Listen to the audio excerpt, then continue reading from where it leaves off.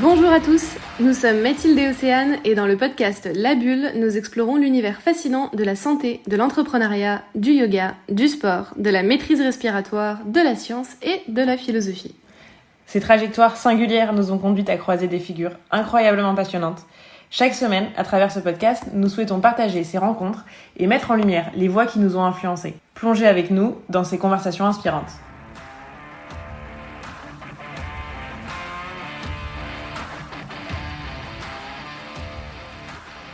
Et pour l'épisode d'aujourd'hui, c'est vrai, c'est une discussion, toutes les deux avec Mathilde. Et c'est une discussion qu'on a souvent, donc on s'est dit pourquoi pas en discuter avec vous. Alors clairement, c'est une discussion où on n'a vraiment pas toutes les réponses. En tout cas, c'est quelque chose qui nous tient à cœur puisque c'est les dérives sectaires éventuellement, les médecines intégratives, la médecine conventionnelle, la science. Et justement, comme on est toujours dans la réflexion en essayant d'être au plus juste et toujours avec cet esprit quand même de base un peu scientifique où on a toujours un peu peur de justement éventuellement être connoté dérive ou médecine trop intégrative. On allait chercher un DU, on était très intéressé par la méditation et plutôt que de faire une formation de méditation, une retraite, etc., on s'est dit non, c'est génial, il y a un diplôme universitaire qui s'appelle médecine, neurosciences et méditation. C'est super, on va valider avec la neuroscience tout ce qui est méditation, ça va peut-être nous apporter plein de réponses. Et puis c'est un diplôme universitaire, donc c'est bien, ça c'est scientifique, c'est carré. Sachant que le côté justement expérientiel de je fais des retraites, je vais dans des ashrams, on le faisait. Donc nous on s'est dit ok, on a la sensation que via les pratiques respiratoires qu'on a, le yoga, la formation d'hypnose, l'ashram, etc., on a déjà un pied dans tout ça. Et là, ce qu'on allait chercher avec cette formation, c'était de se dire, trop bien, on va avoir vraiment des données raisonnées et une capacité à évaluer les pratiques en se disant, finalement, qu'est-ce qu'on peut attendre des pratiques méditatives, qu'est-ce que ça a prouvé jusqu'à présent. Est-ce que ça va booster les capacités attentionnelles? Est-ce que ça va guérir le cancer? Évidemment, je plaisante, mais jusqu'où on peut avoir de l'ambition quand on médite? Et est-ce que, d'ailleurs, c'est la bonne question à se poser? Est-ce que, finalement, on doit avoir cette question utilitariste de à quoi ça sert la méditation? Ou est-ce que c'est même pas censé servir à quelque chose? Est-ce que ça répond même pas à cette question? Oui, c'est ça. Et qu'est-ce qu'on dit aux gens qui nous posent la question, aux patients qui nous posent la question? Qu'est-ce que vous pensez de la méditation? Est-ce que ça me ferait du bien? Justement, d'avoir une réponse éclairée, de dire rien n'est prouvé scientifiquement, on ne sait pas du tout à quoi ça peut servir. Testez-le, ça vous fait du bien, tant mieux. Voilà. Mais au moins d'avoir quelque chose à peu plus étayer pour nous. Ou au contraire, se dire les données de la science ont montré que tadadam, du coup d'avoir un peu plus. Mais même on s'attendait aussi à être mieux défini avec la méditation. Parce que finalement, on se rendait compte que beaucoup de gens parlent de méditation, mais sous des formes très différentes. Tu vas avoir des gens qui méditent en récitant des mantras. Tu vas avoir des gens qui méditent en faisant un effort purement attentionnel de j'observe mes pensées. T'en as d'autres qui vont méditer, mais d'une façon philosophique, en se posant une question et en allant... pour le coup vraiment affiner leurs pensées sur un domaine particulier. T'en as qui méditent en marchant. Oui, c'est ça. Et puis même moi j'avais l'impression de me dire quand je fais du sport et que je suis concentrée sur un effort intense, c'est de la méditation. Et il y avait quand on était allé à l'ashram de Gretz, c'est qu'on avait discuté avec le Swami, on en reparlera aussi, mais il nous avait justement dit, on reparlait du yoga, c'était pendant la formation des 200 heures de yoga, on lui avait posé plein de questions autour du yoga, de la pratique physique du yoga et du yoga évidemment dans d'autres versions, et il nous avait vraiment repris sur la pratique. Il avait vraiment dit faites quand même rajouter de la méditation. Faites de la méditation. On avait dit mais bon, d'un côté le yoga, on est concentré sur les postures, on respire. Mais surtout qu'il y a une des définitions du yoga où tu dis c'est de la méditation en mouvement. Et donc c'était ce qu'on lui avait dit en disant est-ce que finalement si on fait les asanas d'une façon concentrée avec un flow respiratoire, est-ce que c'est pas déjà de la pleine conscience et de la méditation en mouvement? Et il nous avait repris en disant pour faire un yoga le plus complet possible, il disait vraiment ce serait important à ses yeux qu'il y a un moment d'immobilité. Alors on se disait peut-être Shavasana, il disait d'immobilité en position assise avec cet effort attentionnel d'observer les pensées. Et donc du coup c'était dit allez vas-y, on va faire ce diplôme universitaire. Et pour reformuler, attention, évidemment que le Swami ne nous a absolument pas dit faites ça ou pour moi c'est important que vous fassiez ça. Il nous proposait des choses, il disait pour le coup là vraiment jamais aucun dogme, alors que c'est quand même quelqu'un d'extrêmement, pour le coup qui est en habit orange, qui est extrêmement spirituel, etc.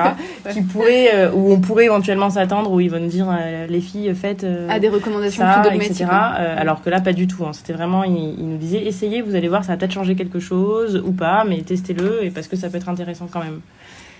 Et on avait essayé justement de commencer à pratiquer pour voir. Et donc le background quand même pour dire avant qu'on arrive dans ce diplôme universitaire avec Océane, donc on était kinésithérapeute, donc professionnel de santé, avec une pratique relativement scientifique, ça veut tout et rien dire, mais on a choisi toutes les deux de se spécialiser dans le domaine respiratoire, un domaine où, pour le coup, la kinésithérapie est plutôt scientifique au sens où elle a relativement tôt, par rapport au restant de la kinésithérapie, évalué ses pratiques, comparé les méthodes, essayer de standardiser les soins, plus ou moins, et où on a des retours relativement objectifs via de la paraclinique, où on peut évaluer ce qu'on fait via la saturation d'un patient, on peut l'évaluer avec des imageries, on peut l'évaluer avec de l'échographie, un examen fonctionnel respiratoire, avec une spirométrie. Enfin, on a des feedbacks, on a un bilan qui est extrêmement complet et qui nous permet d'avoir un feedback relativement objectif. On pourrait revenir là-dessus, évidemment, il n'y a rien de parfaitement objectif, mais tout ça pour dire qu'on est dans cette démarche d'essayer de sans cesse remettre en question les pratiques qu'on effectue, sans se dire qu'elles sont des vérités, sans se dire qu'elles sont parfaitement abouties, avec toujours une pratique la plus réflexive possible, on va dire. Enfin, c'est, à nos yeux, en tout cas, c'est vers quoi on tend. Et en même temps, d'avoir ce côté scientifique et professionnel de santé, on s'est ouvert en parallèle des congrès scientifiques, etc., à des pratiques comme l'hypnose, qui peut être considérée comme une pratique non conventionnelle, ou au yoga, comme on le disait tout à l'heure, ou qu'est-ce qu'on fait encore d'autre? On pouvait faire, oui, c'est ça, on pouvait avoir finalement la relaxation, c'est toujours la même chose. Est-ce que c'est vraiment une pratique de kinésithérapie? En même temps, c'est une pratique de respiration, ça c'est sûr, et c'est peut-être justement avec tout ce qui est pranayama, le yoga respiratoire et la relaxation qu'on a, pour être honnête, au fur et à mesure, encore plus intégré dans notre parcours de soins pour proposer aux patients, parce qu'on recevait de plus en plus de patients qui, au début, n'avaient pas forcément de pathologie, de lésions respiratoires, et qui pourtant avaient un grand inconfort respiratoire. Donc il fallait bien qu'on leur trouve une réponse, et cette réponse, ça a été d'abord ces techniques de pranayama, et on s'est rendu compte par la suite que, en fait, peut-être que des fois on faisait aussi fausse route à tout de suite sauter sur en disant c'est génial, là il y a une obstruction bronchique, il y a de l'inflammation, je sais faire, il y a de la raideur, il y a un diaphragme pas fonctionnel, et de se dire que aussi en fait il fallait aussi axer sur la maîtrise respiratoire, la relaxation, que l'éducation thérapeutique c'était aussi ça, c'était aussi comprendre comment on respirait. Et donc c'est quelque chose qu'on a de plus en plus intégré nous dans notre prise en charge, et comme on s'est bien rendu compte que en l'étudiant scientifiquement et en le pratiquant nous-mêmes et en le pratiquant avec des gens sains et en pratiquant avec des gens malades, que évidemment la respiration c'est quelque chose de fabuleux, mais c'est quelque chose aussi qui peut vraiment avec cette double qualité de je respire automatiquement et je respire consciemment. On pouvait rentrer dans tout ce qui était de l'incontrôlable, et sans que ce soit, et c'était vite. Alors est-ce que c'est incontrôlable et du coup il y a quelque chose d'hyper spirituel là-dedans, on va contrôler des choses qu'on peut pas contrôler, ou est-ce que finalement c'est juste très chimique? Oui, c'est normal, tu sécrètes telle hormone qui sécrète telle chose qui fait faire telle Oui, et puis c'est vrai que du coup, nos points d'intérêt depuis 4 ans, avec Océane, on a soigné vraiment des milliers de patients porteurs de syndrome d'hyperventilation, par exemple, qui est un syndrome qui mélange... Alors, c'est beaucoup plus complexe que ce que je vais raconter là, mais il y a une part émotionnel de la dyspnée, mais de toute façon dans la définition même de la dyspnée, de la souffrance respiratoire, c'est un lien avec l'émotion, c'est une perception subjective et c'est en lien, on le réinvente pas à l'heure actuelle, la respiration est très fortement en lien avec vos émotions. Mais donc du coup justement d'avoir cette espèce de grand écart tout le temps permanent qu'on essaye de faire entre, ok, on s'ouvre à des thérapies dites alternatives et en même temps on suit un axe et une route de sciences dites conventionnelles. À nouveau, tout ça, nous, on n'est pas d'accord avec ces termes-là, donc on va en reparler ensuite, mais ça fait qu'on avait cette espèce de profil un peu bigarré et zébré qui fait qu'on est arrivé avec un œil, je pense, un peu particulier dans ce diplôme universitaire de médecine, méditation et neurosciences. Et d'ailleurs, en discutant avec les intervenants, ils nous ont bien fait comprendre que l'ordre qui a été le plus réactif sur la notion de dérive sectaire, par exemple, dans les universités, ça aurait été, dans ces dernières années, l'ordre des kinésithérapeutes. Et je pense que c'est pas pour rien, c'est que les kinésithérapeutes, effectivement, sont sensibilisés à ça, peut-être plus que la médecine, et qui d'emblée, je sais pas vraiment comment le formuler correctement, mais la médecine, on peut avoir l'impression que c'est une science plus dure, et que il y a un côté plus factuel, plus scientifique que la kinésithérapie qui va être un peu plus poreuse entre deux, la science, mais en même temps les massages, la relaxation, nanana. Et puis je pense que la place du kinésithérapeute dans la vie du patient est tellement différente, comme on le disait, c'est plusieurs, nous les patients ils restent 1 heure au cabinet, ils viennent plusieurs fois par semaine, le kinésithérapeute a clairement une place, je vais dire privilégiée pour moi, dans la vie du patient, parce que on peut être amené, déjà on va être dans son intimité, mine de rien, tout simplement parce que souvent on peut lui demander de se déshabiller pour éventuellement regarder sa statique, pour regarder des lésions qu'il a sur le corps, etc. On va rentrer éventuellement dans son intimité parce qu'on va vraiment aller plus loin sur des questions dans la vie quotidienne pour essayer de comprendre des habitudes et essayer d'aider avec lui, lui donner des conseils. Et puis c'est des séances longues, il y a même des dégradations. C'est même pas pour l'amour évidemment, c'est pas qu'on adore ça, rentrer dans l'intimité des patients, c'est juste qu'en fait ça se fait exactement ce que tu dis au fil de l'eau, puisque on connaît les patients et puisque aussi finalement via le souffle, il y a énormément de choses qui passent. Là, je me rends compte que ces dernières semaines, d'une séance à l'autre, ces dernières années en fait, tu te rends compte de est-ce que le patient est dans un état mental propice, est-ce qu'il est en train de vivre des choses compliquées à domicile, à la façon dont il va respirer, dont il va s'installer dans la séance, dont il va avoir une capacité à se concentrer et où il va avoir une capacité à relâcher son souffle ou pas. Et du coup, que tu le veuilles ou non, que tu aies cette discussion ou pas avec le patient, de toute façon, dès lors que tu as les mains sur son thorax et que tu l'accompagnes dans sa façon de respirer 1 heure ou 3 heures par semaine pendant 1 an ou 2, évidemment qu'il y a des choses qui passent qui sont de l'ordre de l'émotion et de l'intimité, etc. Et ce rapport-là, je pense, nous a quand même un peu affûté.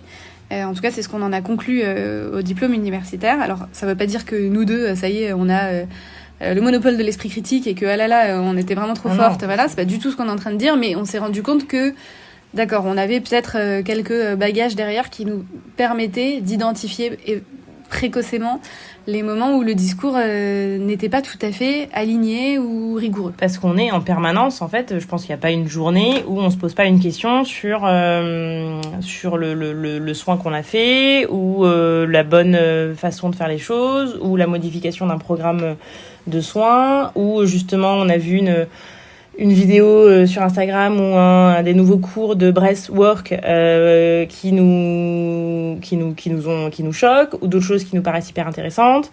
Donc je pense que ça fait vraiment partie de notre quotidien et qu'on est tout le temps en train de se questionner, que c'est peut-être fatigant et que ça saoule aussi peut-être certaines personnes, mais que ça nous paraît indispensable. En fait, on a des patients qui sont pour le coup trop fragiles dans tous les sens du terme. La respiration, c'est quand même très... alors on peut le mettre sur plein d'autres aspects scientifiques ou spirituels, mais c'est quand même c'est pas rien, quoi. On peut pas se permettre de jouer avec la respiration de n'importe qui, encore plus quand on sait qu'une personne sur 5 en France a une maladie comme une BPCO, qui est quand même une maladie respiratoire qui peut être grave. On peut pas se permettre de faire n'importe quoi avec la respiration des gens, et on essaye tous les jours de se remettre en question. Et c'est une démarche qui peut être parfois mal comprise, je pense. On a déjà eu cette discussion-là récemment, je l'ai eue sur la psychanalyse avec un psy, du coup psychanalyste, qui me disait oui, mais du coup, vous, votre volonté toujours de vouloir valider scientifiquement, ou en tout cas évaluer, ou en tout cas critiquer, ou en tout cas remettre en question, est-ce que ce serait pas un petit peu une forme d'arrogance ? Lui, il se disait, est-ce que vous pensez pas un peu que votre raison et votre esprit critique est surévalué à vouloir sans cesse questionner les choses ? Et du coup, il allait sur le terrain, et il disait ensuite, finalement, peut-être que la psychanalyse n'a rien à prouver. Et nous, du coup, c'était l'inverse. Enfin, moi, en tout cas, c'était rigoureusement l'inverse. J'ai l'impression que si tu te dis « j'ai rien à prouver », c'est une forme d'arrogance qui est phénoménale. Surtout si, au final, là, en l'occurrence pour la psychanalyse, c'est quand même un truc auquel les juges font appel pour savoir si quelqu'un peut être libéré ou pas. Enfin, je veux dire, il y a des répercussions avec la psychanalyse comme avec la kinésithérapie respiratoire sur la vie du patient, où je me dis on peut pas se permettre de ne pas évaluer les choses. Alors pour certains, la volonté d'évaluer va être une notion d'ego et de position de supériorité. Pour nous, c'est au contraire une volonté de sans cesse se questionner, se réévaluer soi-même, parce que c'est évidemment, nous on n'est pas en train de se poser, en train de regarder comment font les autres, et en se disant on va évaluer les pratiques d'autrui. On essaye déjà surtout d'évaluer nos pratiques sans cesse, et on est au courant qu'elles sont pas et elles le seront jamais à leur stade final abouti, fantastique. Il y a plein de choses qu'on fait aujourd'hui que probablement on fera pas dans 6 mois ni dans 5 ans, et on pratique pas du tout de la même façon avec Océane aujourd'hui qu'il y a 5 ans. Donc le but du jeu, c'est au contraire d'avoir plutôt cette notion d'humilité, mais après l'humilité c'est comme toujours, dès que tu dis que tu l'as, c'est que tu l'as pas. Mais je trouve que la démarche est plus humble, en tout cas, d'essayer d'évaluer nos pratiques, de les remettre en question, de les questionner, et de se dire on peut tendre vers bien mieux et vers bien plus rigoureux que ce qu'on fait à l'heure actuelle. Et en fait, je pense que quand même, en plus, on a des barrières sur, justement, il y a des choses évidemment qui changeront pas, il y a des des contre-indications, il y a des choses qui sont interdites, il y a des choses qu'on ne fera jamais, évidemment, il y a tout ce garde-fou autour, ça c'est certain, et c'est un peu toujours aussi la discussion qu'on a quand on a essayé de se poser des questions justement sur qu'est-ce que c'est que finalement la médecine conventionnelle, qu'est-ce que c'est que la médecine intégrative, pour essayer encore une fois, peut-être très bêtement et a priori trop bêtement, d'essayer de définir un peu plus précisément les différentes choses pour essayer de comprendre qu'est-ce qui est de l'un ou de l'autre. Et en fait, on trouve autant de définitions limite que de recherches. Et on a eu justement au diplôme universitaire un cours sur ce sujet-là, et qu'on attendait toutes les deux avec pas mal d'impatience, parce que puisque justement ça avait été difficile, dans l'ensemble le DU a été compliqué, qu'on va vous raconter donc, et il y avait un cours d'un intervenant extérieur, donc c'était pas si fréquent qu'il y ait des intervenants extérieurs, donc on était ravis d'avoir une autre voix qui allait nous parler des dérives. Et en fait, donc ce cours était réalisé par quelqu'un qui fait partie de le collège universitaire de médecine intégrative et complémentaire. Donc, quand il a présenté ce collège universitaire, on s'est rendu compte que donc c'était relativement récent et que c'était des universitaires. Et il a bien insisté sur le fait que ça ne serait que des universitaires, plutôt des médecins. Donc l'intervenant, là en l'occurrence, était psychiatre. Et que le but de ce collège universitaire, ça serait d'aller mener les universités de France vers une médecine intégrative. Et le discours était extrêmement, même si quand on a posé les questions, les réponses qui nous ont été apportées étaient de dire non, vous avez mal compris, on n'est pas relativiste, mais les réponses de l'ensemble du cours ont été extrêmement relativistes, en disant que finalement, la médecine conventionnelle, ce qui est très intéressant, encore une fois, la médecine conventionnelle, selon lui, donc, et puis a priori, n'a pas de définition propre. En fait, finalement, ce qui est une médecine conventionnelle, c'est ce qui, par convention, est enseigné dans une université.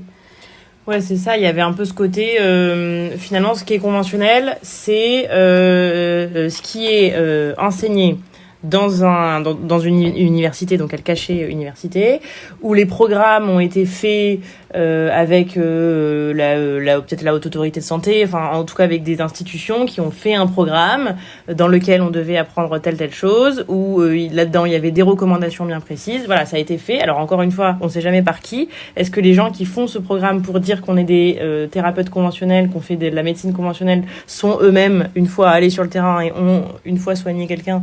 Ça, j'en suis vraiment pas sûre, mais peut-être. En tout cas, à partir du moment où on fait des études, où on suit un programme bien précis, on peut dire qu'on fait de la médecine conventionnelle. Ce qui est assez étonnant, c'est que des fois, il disait que, ou ce qu'on a pu lire, c'est que la médecine, donc il y avait la médecine conventionnelle, celle qui s'occupait souvent il y avait ce truc qui revenait là. La médecine conventionnelle s'occupe du symptôme. Alors que la médecine alternative ou intégrative va s'occuper de la cause. Mais est-ce que c'est pas la médecine préventive, ça? Est-ce que c'est pas la base?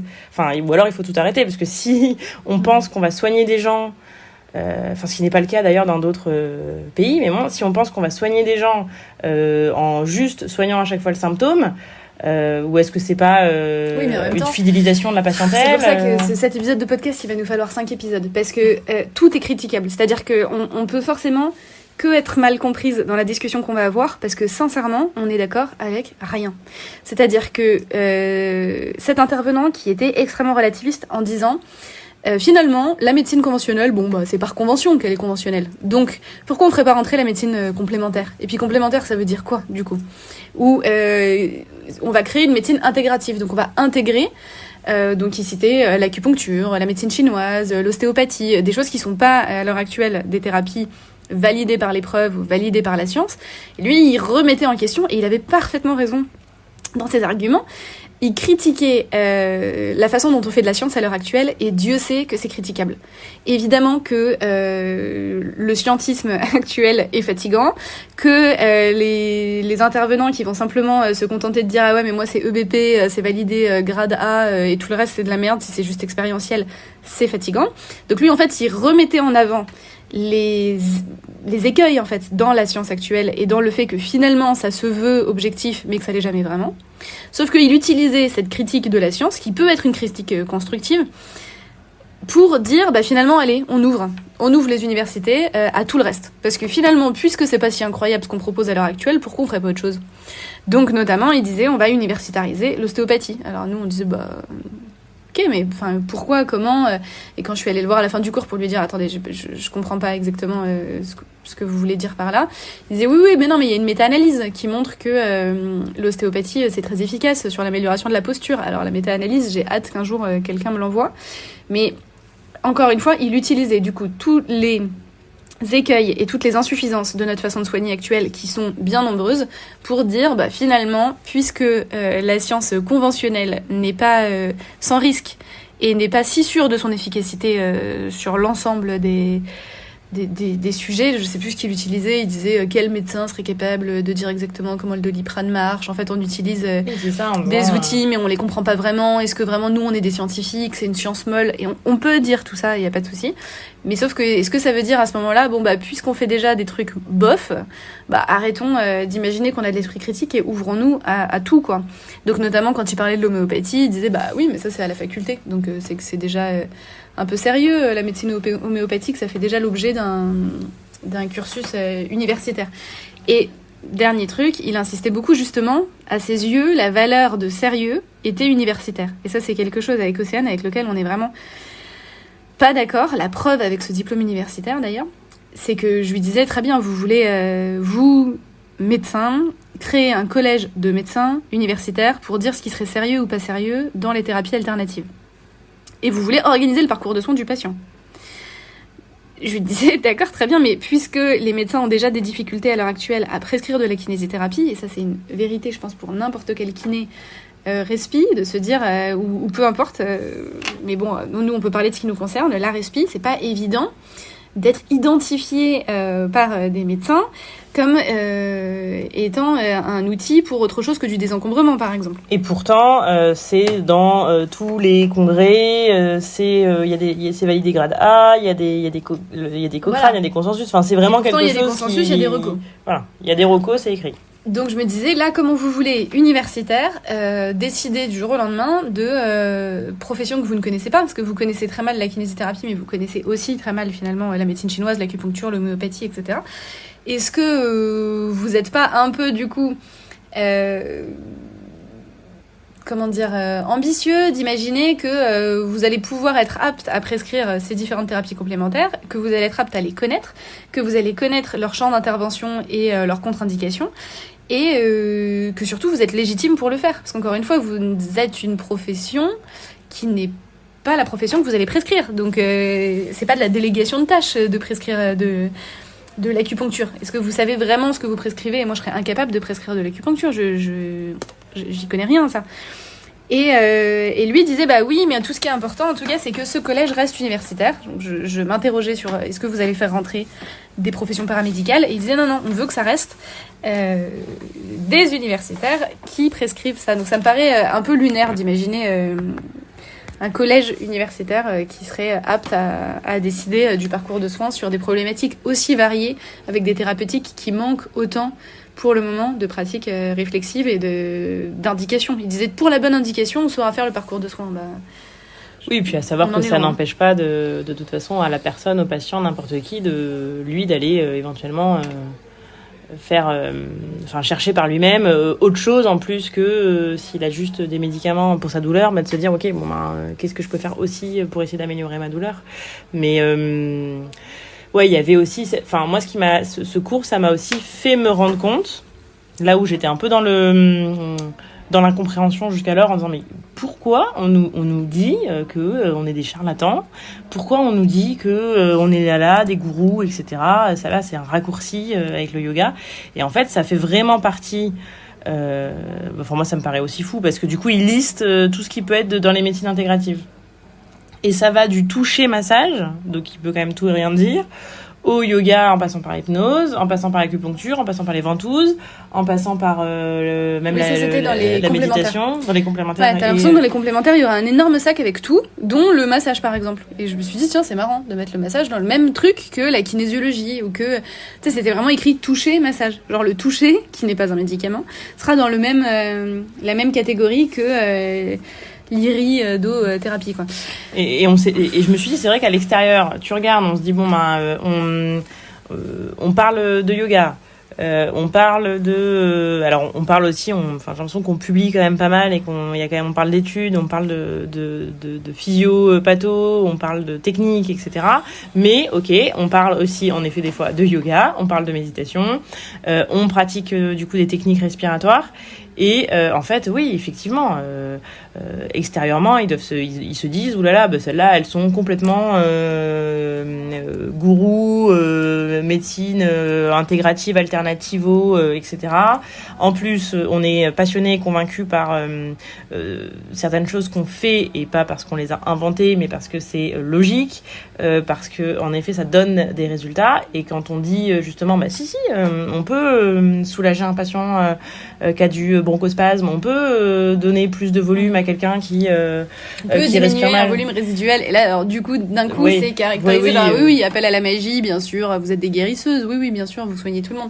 Donc c'est vrai que c'est pas évident cette place, mais encore une fois, c'est pas pour et puis quand les étudiants arrivent en stage et que certains adorent notre façon de travailler, passent un bon moment, apprennent des choses, se découvrent, prennent du plaisir en tout cas à travailler. Vous êtes vraiment des gourous, vous les avez complètement mentalisés.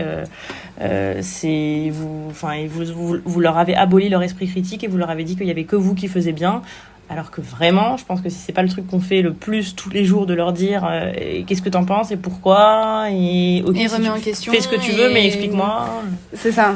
En gros, nous, le discours qu'on a avec les étudiants quand ils arrivent au cabinet, c'est de leur dire, on vous demande absolument pas de pratiquer comme nous, on vous demande cependant de faire usage de votre raison. Ça, je pense que vraiment, c'est quelque chose qu'on dit tous les jours. Et du coup, de toujours avoir une justification. Donc, si on passe à côté d'un étudiant qui dit à quelqu'un « Allez, faites une série de 15 de tel exercice », on va lui dire « Alors, attends, pourquoi cet exercice ? Pourquoi une série de 15 ? Pourquoi tant de séries globalement ? Pourquoi tu lui demandes d'inspirer quand tu fais ce mouvement-là et d'expirer quand il fait celui-ci ? Et on pense pas avoir la vérité absolue. On veut juste qu'il y ait une réponse derrière. Est-ce que tu as raisonné le pourquoi je demande à quelqu'un de faire ça ? Et si la raison c'est aussi je sais pas et bah pourquoi pas, ça peut être aussi on peut aussi en discuter, on sait pas, on fait pas tout, enfin ça m'arrive moi plein de fois de dire bon allez on en fait 10. Moi Océane, pourquoi 10? Bon bah j'en sais rien mais j'ai l'impression que c'était bien de faire 10 quoi. Et peut-être que si j'en avais fait 12 ça serait mieux ou moins bien, j'en sais rien, mais on peut aussi avoir le droit de dire je sais pas, je peux pas vraiment savoir, faut bien faire quelque chose. Et pareil, il y a ce truc aussi de non mais il faut bien faire quelque chose dans le sens où oui. Tu peux faire d'autres choses, mais dans le sens où tu peux aussi enfin évidemment que dans notre métier encore une fois tout ce qu'on fait n'est pas c'est justement ce truc de tout n'est pas complètement protocolé, validé scientifiquement, etc. Et encore une fois le seul truc qui est important déjà c'est de pas nuire. Et même là-dessus, moi je trouve que c'est le truc vraiment le plus important. Et même là-dessus, je trouve ça fou qu'on soit encore à éventuellement parler d'autres choses, alors que évidemment que dans notre profession, dans la profession médicale, il y a déjà le principe de ne pas nuire est déjà pas forcément respecté, quoi. Il y a déjà des trucs qui sont pas complètement alignés avec ça, quoi. Du coup, pour revenir sur le diplôme universitaire en tant que tel, parce que ce cours, c'était un cours parmi d'autres, donc vous avez compris, ce qui nous a gênés avec ce cours, c'était le côté je relativise tout. Finalement, puisque la médecine n'est pas parfaite, alors mettons tout sur le même niveau d'égalité, ouvrons les portes grandes des universités et proposons tout aux patients. Mais de façon, quand même, c'est dans les mains de quelques universitaires qui seront forcément des médecins et qui diront comment on organise le parcours de soins. Donc pour moi, à tous les niveaux, ça va pas. Ce discours ne me paraît ni cohérent, ni même faisable. Et donc, il y avait beaucoup aussi de cet intervenant-là, des petits tacles. On sentait qu'il y avait un côté très émotionnel, parce que sans cesse, le cours était ponctué de oh, et un jour, on m'a taclé sur ça, et alors j'ai répondu ça, et alors c'était beaucoup de conversations Twitter et de tweetos qui se clashent, quoi, parce que c'est quand même beaucoup ça aussi, hein. Si vous mettez les pieds sur les réseaux sociaux à l'heure actuelle, dans la kinésithérapie ou dans le coaching sportif, enfin peu importe, tout ce qui va pas être issu d'un médicament mais qui va être une façon de coacher ou de bouger, mon Dieu, c'est chaud niveau émotion. Les gens, ça les prend aux tripes, quoi. C'est incroyable. Tu vas avoir vraiment des teams et des meutes qui se déplacent pour aller clasher les uns et les autres en disant « Oh, mais toi, t'as rien compris ». Tu vas avoir d'un côté des zététiciens qui vont se dire qu'ils ont parfois un peu le monopole de l'esprit critique et qui vont sans cesse évaluer les pratiques des autres. Encore une fois, moi je veux bien, je viens de là, hein, donc ça me dérange pas du tout tant qu'ils appliquent la zététique à eux-mêmes et qu'ils pratiquent eux-mêmes, parce que si tu fais que regarder le travail des autres, t'es un critique d'art mais pas un artiste, faut pas tout mélanger non plus, et que ça suffit aussi cette posture de supériorité de je regarde les biais d'une étude et je fais du cherry picking pour le reste quand ça va dans mon sens, bref.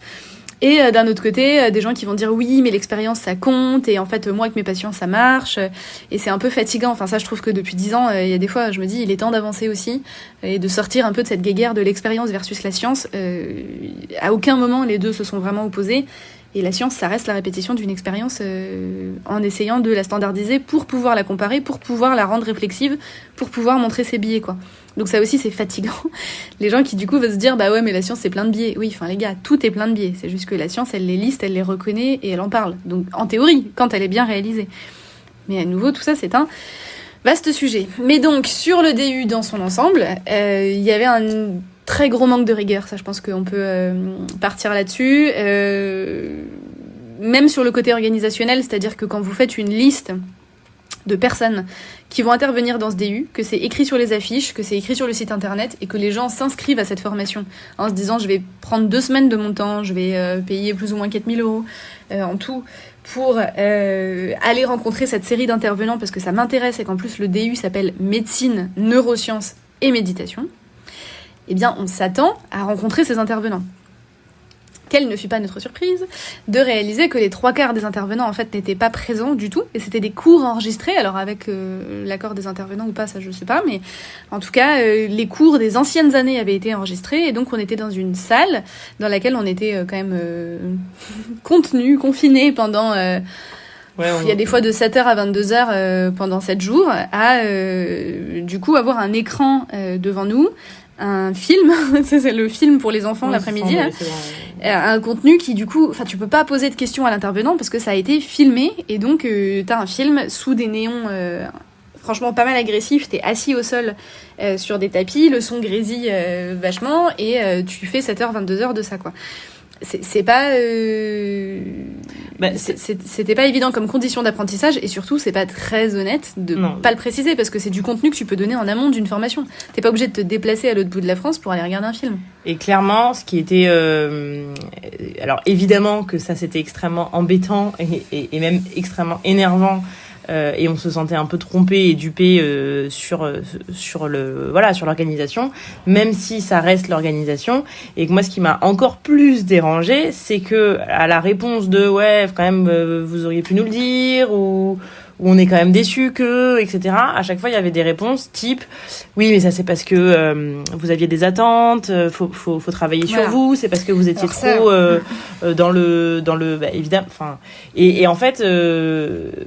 Il y avait en fait ce manque de rigueur, et c'était pas juste un manque de rigueur en disant ouais bon ben j'ai un manque de rigueur balèque parce que je m'en fous, c'était j'ai un manque de rigueur, et puis je vais tout justifier ce manque de rigueur par oui mais ça c'est parce que c'est toi qui penses qu'il y a un manque de rigueur, ou c'est tes attentes, ou c'est ton fonctionnement mental, ou en gros le problème vient de toi, quoi. C'est pas donc c'était beaucoup de cours enregistrés, et effectivement ce qui était très problématique, mais pour moi c'est le problème numéro 1 de cette formation, c'est que effectivement, puisque ça reposait sur de la méditation, donc on avait un enseignant en méditation, donc qui était la seule personne à nous faire méditer. Donc déjà ça c'est rien que ça c'est problématique. De 2 semaines, une façon de méditer, pas 2 intervenants sur la méditation, une personne qui du coup toujours la même voix, toujours la même façon de faire, toujours les mêmes protocoles, les mêmes mots. Dans le même ordre. Alors, ça aussi, hein, si tu dis, ouais, mais c'est tout le temps la même chose et c'est toujours la même façon de voir et il n'y en a qu'une, on va te dire, oui, mais il faut que tu aies l'esprit du débutant. C'est toi, en fait, qui te dis, ah, c'est la même chose. Mais en fait, peut-être que tu pourrais réaborder les choses d'une façon différente, avec un œil neuf. Donc, en fait, dès que tu vas moduler ou pondérer ou avoir envie de poser des questions sur la pédagogie qui est proposée et l'enseignement, on va te renvoyer dans les cordes sur du développement personnel. Parce qu'il y a cette logique de je suis l'enseignant en matière de méditation, moi ça fait 30 ans que je médite, donc j'ai quelques steps d'avance sur vous, et quelle que soit votre question, je vais pouvoir vous renvoyer à un discours psychologisant de travail sur toi, quoi. Et puis ça fait 10 ans que ce diplôme est en route, et puis il y a eu des milliers de personnes formées, et que même là dans la promo, finalement c'est toi qui as posé la question, ou c'est toi, ou la majorité, eux ça les choque pas, alors... c'est peut-être toi le problème, du coup. Oui, ça, il y avait beaucoup. Quand tu posais une question, quand tu trouvais qu'il y avait un truc qui était problématique, ils disaient, c'est marrant parce qu'il y a que toi qui le vis pas très bien. Donc peut-être qu'il faudrait que tu bosses sur toi-même. Ce qui était extrêmement isolant. Et ce qui fait que, bien sûr, du coup, t'as encore plus cette pression avant de poser une question ou de remettre en question quoi que ce soit, de te dire, non seulement ça va un peu embêter la personne qui dirige le diplôme universitaire, et en même temps, peut-être que ça va embêter la promo qui du coup vite se dit vas-y c'est chiant, c'est les 2 filles qui ont pas l'esprit ouvert là, qui passent leur temps à critiquer. Donc quand on émettait des réserves, et encore une fois nos réserves elles étaient précises, hein, on sortait pas des cours en disant c'est de la merde, bon à terme peut-être un peu, mais initialement non, et tout de suite on nous disait ouais mais tu verras c'est un chemin, t'auras le déclic. Non mais ça va venir, t'inquiète, jeune. Ouais vous êtes jeune, oui ça aussi, beaucoup de renvois à notre âge. Ouais, vous êtes jeune, ça viendra. Donc c'était jamais vraiment pris au sérieux. Les questions n'étaient pas répondues dès le premier exercice, en fait. Hein. Le premier exercice, on est arrivé, on s'est installé dans la salle. Et là, le premier exercice était hyper classique. Vous avez tous déjà dû le faire si vous avez médité une fois dans une fac ou quoi. Ou ailleurs, tu sais, c'est le truc où on te donne un raisin sec, et tu dois prendre le raisin dans ta main, et tu dois regarder le raisin, avoir l'esprit si tu n'avais jamais vu ce raisin, et suspendre ton jugement. Donc il te dit, et c'est là on va y venir, hein, il te dit vraiment, tu suspends le jugement, tu vois ce raisin comme si c'était la première fois. Donc tu dois regarder le raisin, tu dois le faire tourner, tu dois le faire craquer entre tes doigts, tu dois le caresser contre tes lèvres, tu dois le mettre sur la pointe de ta langue, tu dois le mâcher lentement et voir ce que la salivation va faire autour du raisin, et le déglutir. Il se trouve que du coup, moi, dans cet exercice relou que je suis, peut-être que je peux comprendre que c'est relou pour un examinateur, tu peux te dire juste vas-y, fais le truc, quoi. Moi, je me disais, il y a déjà des trucs que je comprends pas. Comment je suspends mon jugement dans la mesure où si je prends le raisin sec entre mes doigts, les gens disaient ah ouais, moi j'ai fait comme si c'était la première fois, je me disais ah ouais, il est jaune. Je me disais dire qu'il est jaune, c'est déjà un jugement. C'est déjà j'ai compris qu'il était pas bleu. Donc je me dis est-ce que je dois suspendre ça aussi? ou des gens qui disaient j'étais comme un enfant, comme si je l'avais jamais vu et que j'étais un bébé et que je pensais que c'était une pierre précieuse. Je me disais non, si t'es un bébé, tu peux pas imaginer que c'est une pierre précieuse parce que t'as jamais vu de pierre précieuse non plus. Donc finalement, est-ce que c'est réalisable de suspendre son jugement et de vivre l'expérience, puisque la définition de la méditation selon cette formation et d'autres, c'est la science de l'expérience vécue. Donc on essaye de dépouiller ton mental de toutes pensées qui sont qualifiées de parasites ou d'accessoires, de perturbatrices, et de vivre pleinement l'expérience, d'observer de façon entière. Moi, je me demandais même si c'était possible sur ce premier exercice, en me disant,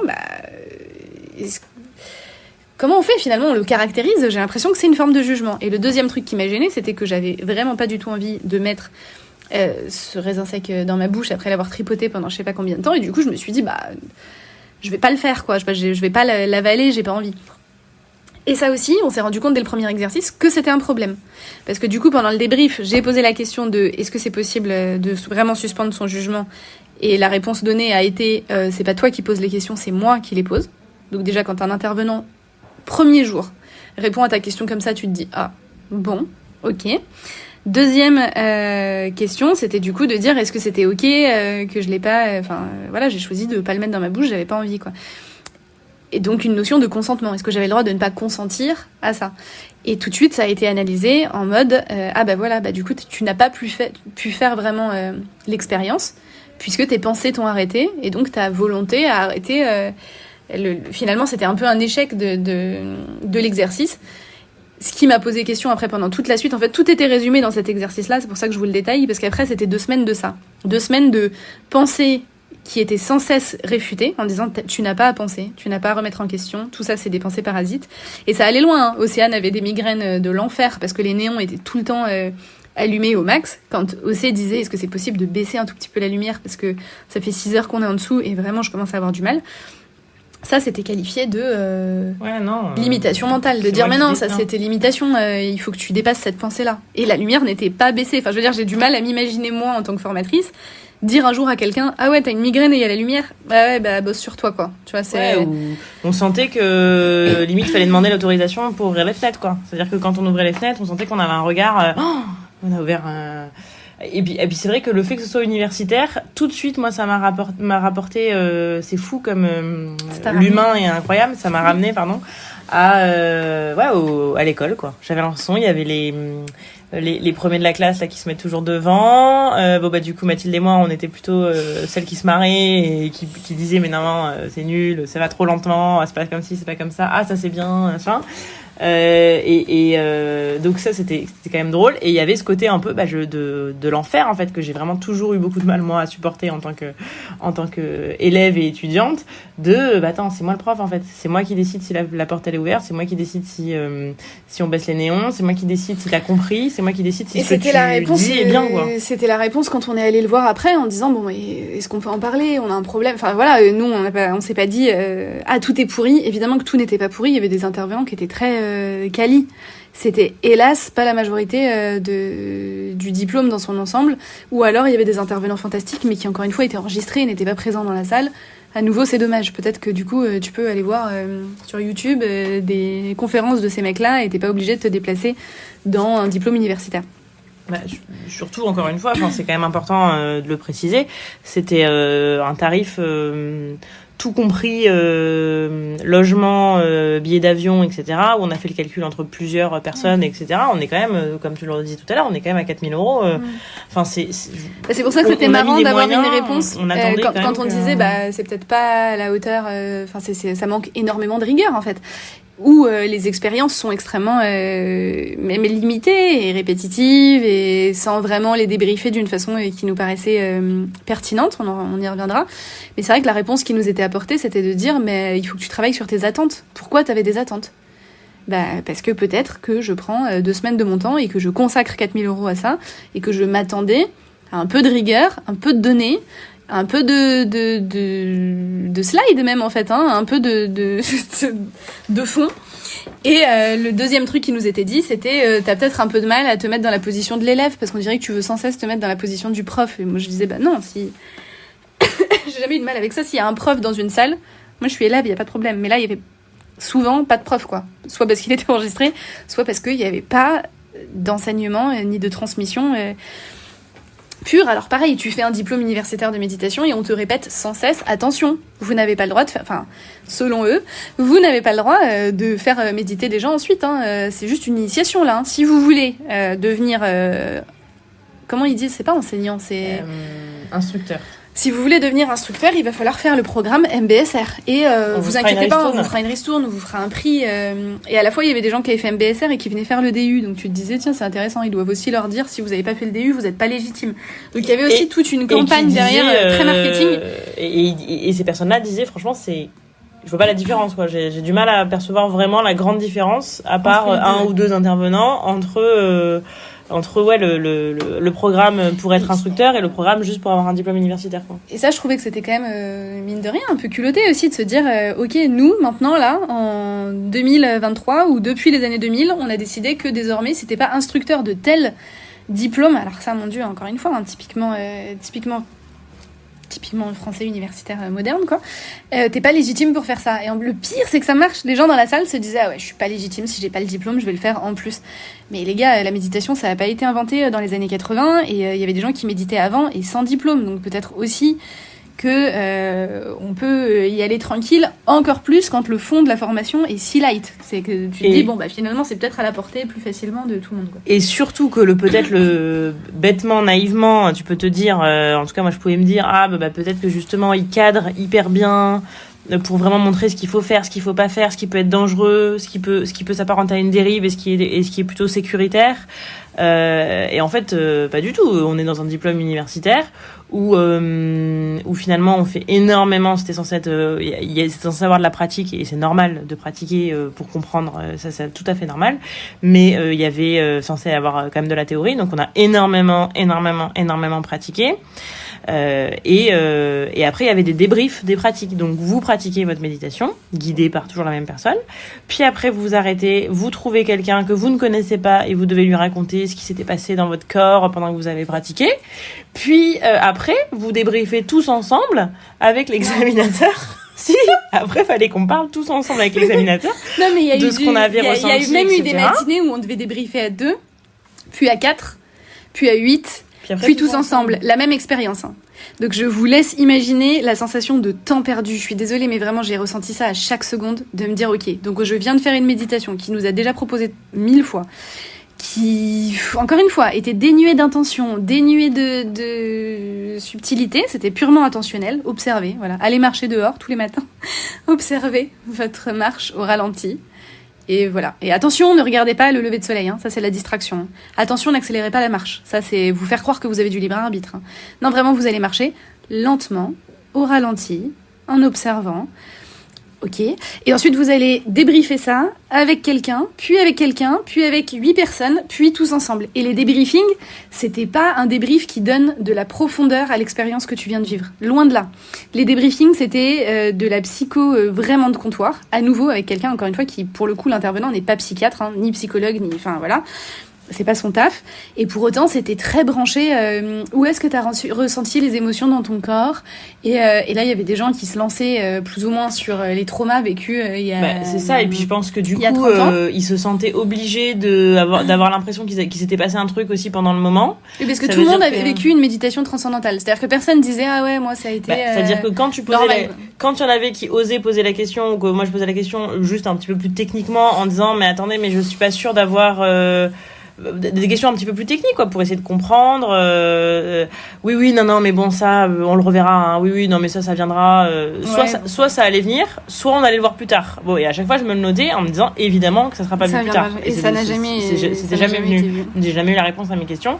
Par contre, tout le monde s'inventait un peu. Ouais, j'ai ressenti ci, j'ai ressenti ça, et ça pouvait passer. Tout le monde avait vécu des trucs terribles. C'est-à-dire qu'à chaque fois, les gens qui prenaient la parole, c'était pour dire waouh, c'était incroyable, j'ai jamais senti ça, c'était fantastique, mais quelle émotion, mais quelle. Ils applaudissaient. Les gens s'applaudissaient, beaucoup de gens se mettaient à pleurer, il y a eu des pleurs tous les jours. Mais vraiment ça, c'était systématique de dire moi j'ai revécu telle expérience traumatique, etc.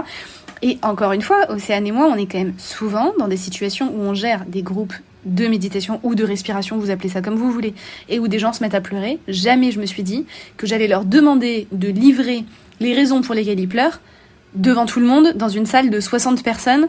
Et encore une fois, c'était des soignants, une grande majorité des médecins.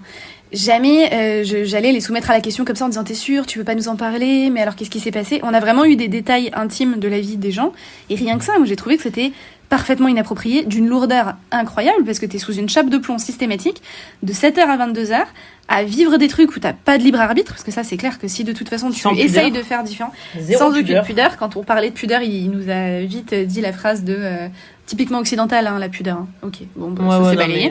Donc il faut se livrer, il faut écouter, il faut être à l'aise avec tout, il faut suspendre son jugement, et pour moi ça c'est déjà le signe d'une dérive. C'est ça, et c'était tout sur la psychologie, quoi. Enfin, avec sans avoir aucune. Donc il faut vraiment faire le programme MBSR pour être instructeur de méditation. Mais par contre, pour passer sa journée à faire pleurer des gens, il y avait des gens qui étaient vraiment pas bien. Et lui, il avait aucune formation vraiment de psychologie derrière, quoi. Il y a des gens qui sont remontés hurler dans les chambres. Il y a des gens qui sont allés pleurer à l'extérieur. Il y a des gens qui ont eu besoin de s'absenter ou qui ont pensé même quitter la formation. Il y a des gens qui ont quitté la formation d'ailleurs. C'est vraiment pas un parcours d'une douceur incroyable avec une relation qui est horizontale. Alors t'es avec un intervenant qui sans cesse te redit que la relation est horizontale, donc qui se trouve sur une estrade, donc pas à la même hauteur que toi, avec un micro, et il te donne la parole ou pas. Hein. Il donnait beaucoup plus la parole à certains qu'à d'autres. À chaque fois, au bout d'un moment, je pense qu'il avait bien identifié que nous, on était plus dans le questionnement. Enfin, moi, je posais plus la question je levais plus la main, pour poser des questions que pour livrer des ressentis personnels, c'est vrai. Mais parce que j'avais plein de questions et c'était pas le bienvenu, donc on n'avait jamais, c'était très compliqué d'avoir la parole ou d'essayer d'échanger, quoi. Et encore une fois, parce que peut-être que là avec le podcast ou quand on nous connaît, enfin qu'on a l'impression qu'on est là, non mais pourquoi qu'on était hyper chiante. Franchement, on les a faites les 2 semaines et on a tout fait. Moi, il y a pas un exercice. Parfois, oui, quand j'avais une migraine pas possible et qu'il était 22h, je rentrais me coucher s'il restait encore 30 minutes. Mais on peut pas nous reprocher. On peut nous reprocher plein de choses, mais on peut pas nous reprocher de ne pas l'avoir fait, de pas avoir eu l'esprit ouvert de tout faire. Sachant qu'il y avait des danses, il y avait des exercices intensifs toute la journée. Il y avait des trucs improbables. Tu devais toucher les mains des autres, tu devais faire. Enfin, il faut le vivre quand même. Il y a des moments où c'est plus ou moins, t'es plus ou moins à l'aise avec les exercices. Honnêtement, j'ai tout fait sincèrement. J'ai vraiment essayé de tout faire sincèrement. J'ai vraiment essayé de voir mes ressentis, machin. Enfin, on n'était pas juste les relous à évaluer en permanence. Non, on n'a pas fait. Encore une fois, on n'a pas investi ce temps et cet argent, etc. Pour aller juste être là. Ah non, c'est nul. Ah non. Enfin non, on avait vraiment envie d'apprendre des choses, de comprendre, on avait envie de participer. Et le pire, c'est qu'on a réussi, évidemment, au milieu de tout ça, à aller piocher des informations qui nous ont intéressés et qui nous ont appris des choses avec des intervenants autres pour le coup, qui, hélas, les intervenants qui étaient passionnants, étaient tout le temps. Il se déplaçait dans un endroit qui était relativement isolé, donc du coup il devait enchaîner 4 heures ou 5 heures de cours et il repartait précipitamment parce qu'ils avaient un train, ou c'était ok, on commence les cours avec lui de 14h jusqu'à 22h. Donc hélas, les moments où tu avais du contenu vraiment passionnant, il était vite évacué ou donné d'une façon qui était extrêmement dense et qui, à nouveau, pédagogiquement, n'était pas d'une tendresse incroyable.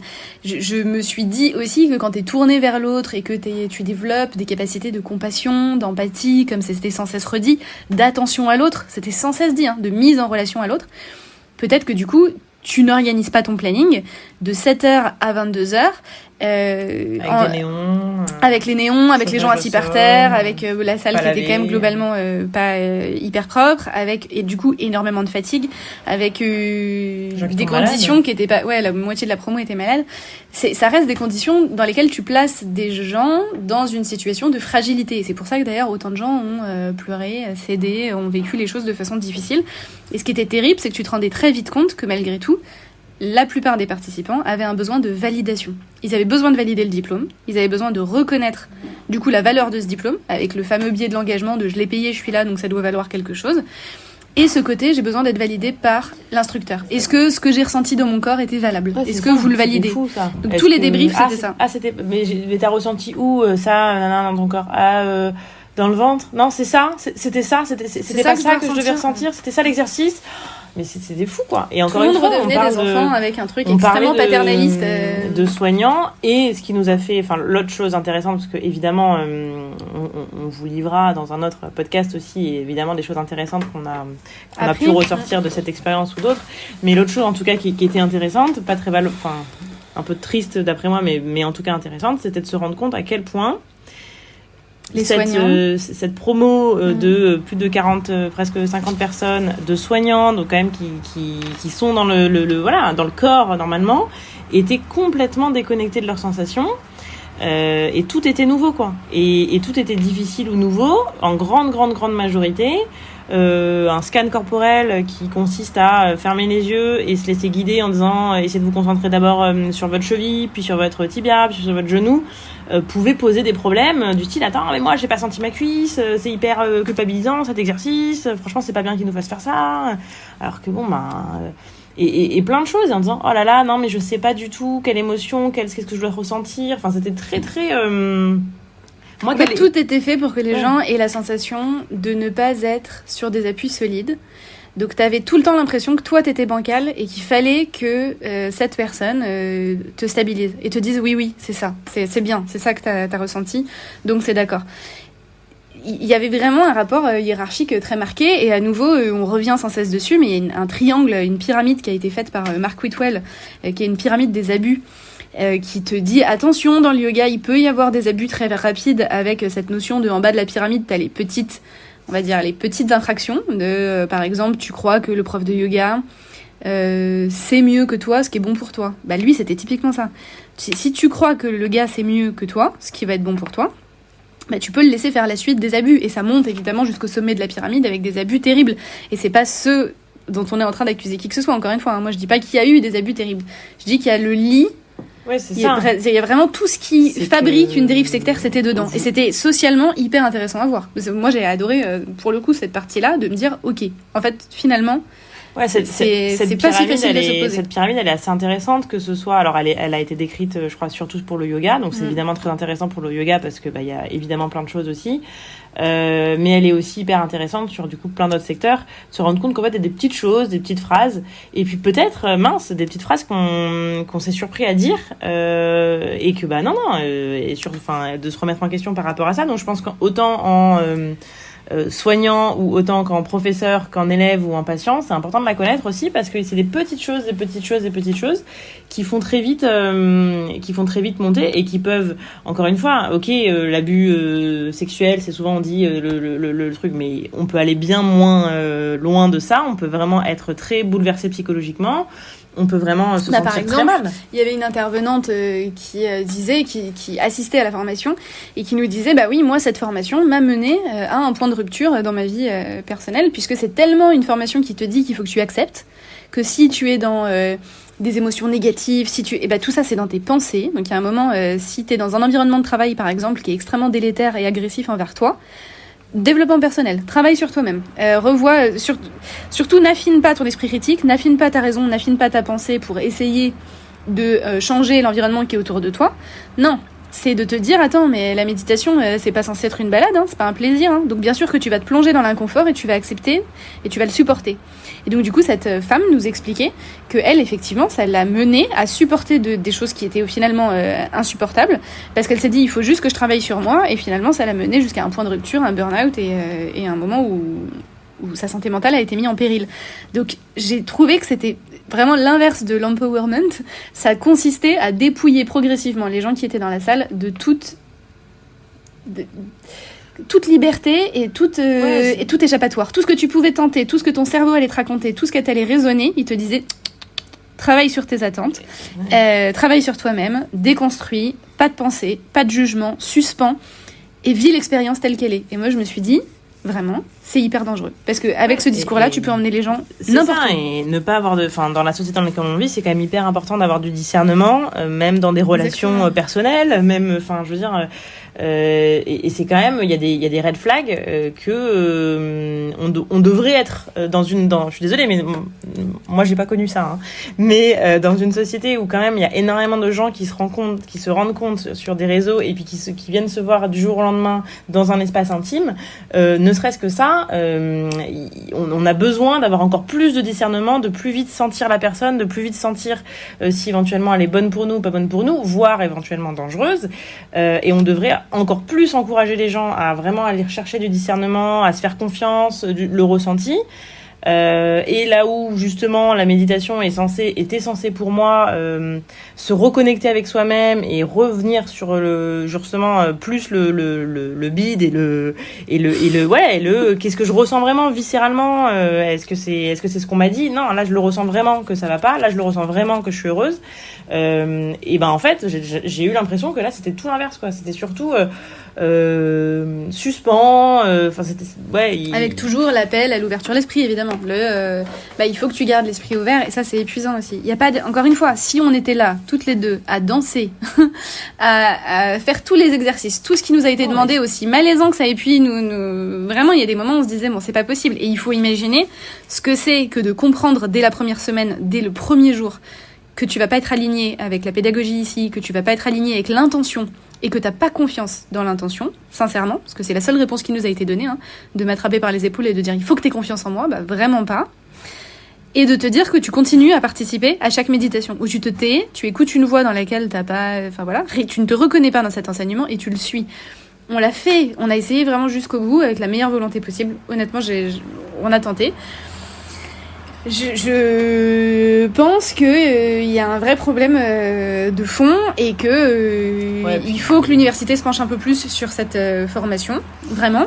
Qu'il y a un seul intervenant les trois quarts du temps, et que ça c'est problématique. Est-ce que c'est pas forcément, alors là on parle de, mais est-ce que c'est pas un peu ça justement, l'université à chaque fois, l'école, pour avoir un fils au collège, j'ai l'impression que c'est non, tu fais ce qu'on te dit en fait, tu penses qu'on te dit, tu bouges dans la cour quand on te dit, t'es assis à table, t'as pas le droit de faire ci, tu dessines, ça veut dire que t'écoutes pas, j'ai l'impression qu'on est quand même encore dans ce truc de c'est moi qui décide, quoi, moi tout puissant qui décide pour toi. Et tout le temps l'argumentaire qui était revenu, c'était en disant vous voyez bien que c'est cadré, vous voyez bien que vous allez pas être dans un, parce que moi du coup ce que je me disais c'est quand même incroyable quand je vais dans un ashram. Les gens se disent ouh là là, peut-être qu'elle est en train de tomber dans une secte. Quand je discute avec le swami, ils se disent wow, c'est quoi le swami, autorité religieuse, est-ce que c'est pas déconnant? Vraiment, pour le moment, j'ai pas vu d'endroit plus ouvert et de démarche moins dogmatique que celle du swami, qui encore une fois ne te prescrit rien, mais t'ouvre des possibles, ou c'est pas t'ouvre des possibles, c'est même t'unifie. Il te fait comprendre qu'en fait, ce que tu croyais être opposé, il y a des points communs et que tu peux les lier, et que tout ce que tu fais de toute façon va rejoindre une voie qui est collective, et que tout va bien avec ta démarche. En gros, il est vraiment dans la réassurance et dans la personnalisation. Il se dit chacun a sa voie de toute façon, donc prends la tienne et vois où ça t'emmène. Et là où on se disait on est à l'université, et donc tout le monde nous disait ouais, c'est super, alors que j'ai jamais vu autant de red flags sur des dérives sectaires et d'appauvrissement de la pensée que dans cette formation, qui dès le début nous a dit bon, ça sert à rien de mettre un moine bouddhiste dans un IRM, c'est pas avec la science qu'on va arriver à savoir si la méditation est pertinente ou pas. Et à nouveau, tout n'était pas acheté. Il y avait c'était intéressant de se poser la question de est-ce que c'est pas une pensée occidentale un peu utilitariste et court terme que de penser que ok, on va prendre des méditants, leur faire une étude multicentrique et pouvoir avoir l'intérêt de la méditation. Est-ce que ça va pas au-delà de ça? Encore une fois, pourquoi pas avoir ça? Mais le discours était très presque un peu déçu de la science, en se disant finalement ça n'a pas montré d'effet remarquable, donc du coup on va dire qu'on n'en a pas besoin et que la méditation c'est au-delà de ça. Sauf que attends, tu t'inscris à un diplôme universitaire, tu t'attends un peu à autre chose que laisser tomber, la solution ne viendra pas de la science, on verra ça entre nous, quoi. Donc on a encore beaucoup de choses à dire sur les différentes dérives, parce qu'à nouveau nous on se retrouve pas dans grand chose, vous l'aurez compris, on n'est pas branché scientisme actuel, et on n'est pas non plus branché appel à l'ouverture d'esprit. J'essaye de croire, et on essaye de croire que la raison et la pratique raisonnée ça existe, et que c'est imparfait, et que c'est très important de se souvenir que c'est imparfait, qu'il n'y aura pas de vérité, qu'il y aura peut-être des vérisimilitudes, qu'on va tendre vers quelque chose qu'on estime être vertueux ou droit ou aligné, et que effectivement on n'arrivera pas à un idéal, et que le moment où tu crois que tu y es arrivé, de toute façon c'est que tu t'es planté. Donc très bien, mais il n'empêche que du coup cet événement et cette formation qui a quand même duré 2 semaines, sur laquelle on reviendra, nous a mis aux premières loges de ce que ça pouvait être que une dérive. Et du coup probablement aussi on refera un podcast un peu plus précis où on se posera la question ensemble. Encore une fois, on n'a pas toutes les réponses.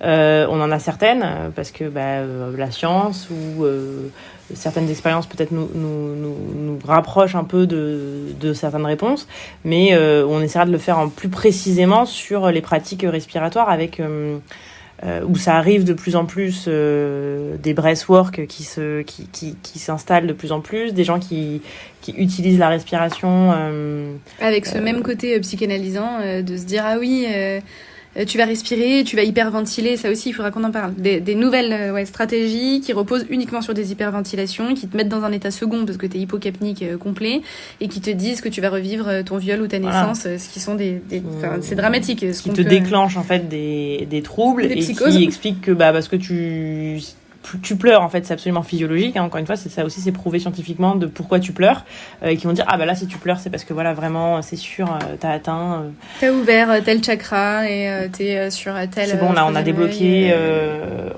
ton foie, donc vu que c'est ton foie probablement c'est la relation que t'avais avec ta mère, donc ça aussi c'est un peu abusé là, et c'est rarement ce qui est extrêmement abusé qui pose problème, parce que quand même il y aura toujours des gens trop qui ont besoin de ça, ou qui sont trop qui vont se plonger là-dedans, et puis quand on a un minimum de discernement, quand c'est vraiment gros problème, on n'y va pas. Mais il y a des petites choses qui sont beaucoup moins grosses et qui quand même sont pas complètement ok quoi. On peut pas honnêtement la respiration, on peut pas faire n'importe quoi avec. Et donc je pense que c'est important d'en parler. Et la santé mentale des gens, on peut pas non plus en faire non, il faut complètement ce qu'on veut. Et encore une fois, je pense qu'il faut un minimum avoir des bases quoi. Il faut un minimum. Si tu veux te lancer dans justement, je vais un peu creuser, il faut être capable de ramasser la personne qui après va pas bien du tout, te dit qu'elle veut mourir, etc. quoi. Il faut être capable quand même d'avoir les armes pour répondre à ça. Et ça, je pense que c'est quand même un métier. Je pense pas qu'on soit psychologue parce qu'on a lu un livre ou parce que nous on aime bien parler avec les gens, on a une bonne écoute. Non, il faut. C'est être conscient de ses limites. Donc voilà pour un premier retour sur ce que ça nous a évoqué, de se dire qu'est-ce que c'est qu'une médecine conventionnelle, qu'est-ce que c'est qu'une médecine intégrative, jusqu'où on intègre et comment ça peut être finalement conventionnel et universitaire, et quand même relever d'une zone dans laquelle on s'est dit que là c'était pas forcément une zone de sécurité, et que j'espère que c'est pas quelque chose qui va trop durer dans le temps, et que honnêtement il y aura des décisions de prise ou des changements d'équipe pédagogique ou que sais-je, mais je pense pas que ce soit une bonne idée que ça reste sous silence ce qui se passe dans ce diplôme universitaire, et qu'on vous dise juste ah ouais c'est super, allez-y, ou qu'on n'en dise rien. Je pense que c'est aussi une responsabilité de notre part de vous faire ce retour, et de pas vous faire un retour que enchanté, parce qu'on aurait dit qu'on avait le droit juste d'être pleinement satisfaite, et que si quelque chose n'allait pas, c'était qu'on n'arrivait pas à retirer le meilleur de l'expérience. Alors oui, il y a toujours des choses intéressantes à retirer. On va vous faire un second épisode là-dessus, sur les infos qu'on a tirées de ce diplôme et sur nos apprentissages. Et ça nous a vraiment servi. Et honnêtement, je peux même pas dire que je regrette de l'avoir réalisé, même pour le côté dérive, parce que c'était intéressant à nouveau d'être plongé dans une zone où t'étais clairement dans une position d'infériorité, et où il fallait que t'essayes de faire usage de ton esprit critique alors que tout était fait, et l'effet de meute et l'autorité, pour que tu puisses pas le faire quoi. Et je pense que c'est ça aussi, c'est que c'est bien huilé quoi. C'est bon, encore une fois on va pas repartir, mais je pense qu'ils savent qu'il y aura forcément des gens qui vont plus se poser des questions, mais quand même comme il y a l'effet de groupe, et que dans le lot peut-être que on va lier des affinités avec certains, donc du coup on aura quand même passé un bon moment, parce que je crois qu'on n'a jamais autant rigolé que pendant ce DU avec Mathilde. Oui. On avait fou rire sur fou rire, on a rencontré des gens qu'on a adorés, qu'on revoit très bientôt, avec qui on a énormément partagé, avec qui on s'est marré. Et je pense qu'il y a aussi, voilà, c'est assez bien huilé quoi. Ils disent de toute façon, ils vont bien en ressortir quelque chose. Si c'est que du mal, on apprend aussi du mal. Donc c'est un peu facile quoi. Et moi le seul truc vraiment, c'est que je trouve que quand on finance, quand on propose un prix assez élevé, il faut quand même un minimum justifier de où va l'argent. Je suis désolée, là clairement, j'ai l'impression de m'être fait arnaquer, d'avoir acheté une chemise en polyester qui vaut 2 balles de fabrication et de l'avoir payé 450 €. Non, au bout d'un moment, il faut me justifier. Ça coûte pas ce prix-là, quoi. Donc ça aussi, et qu'à chaque fois qu'on pose la question, c'est ah non, mais ça c'est tes attentes, c'est toi, c'est ton truc, c'est ta réflexion. Sachant que nous, on venait, encore une fois, je pense qu'on n'avait pas les bonnes attentes, effectivement, on venait pour de la réflexion. On venait en se disant, ok, on va être sur des bases solides, des gens qui ont un cursus scientifique, etc., et avec lesquels on va pouvoir pondérer, questionner, argumenter, ça va être génial, quoi. Et on s'attendait pas à avoir quelqu'un qui allait se positionner comme un gourou spirituel, pour le coup, en nous disant, petit padawan, tu es sur ta route, tu verras un jour, tu sentiras les énergies, ça va se débloquer, quoi. Non. Dans tous les cas, désolée pour cet épisode. J'espère que ça vous aidera d'une façon ou d'une autre. Et en tout cas, échangez, écrivez-nous, posez-nous des questions. Apportez-nous des réponses. N'hésitez pas. À bientôt. Bonne soirée, bonne journée. Au revoir.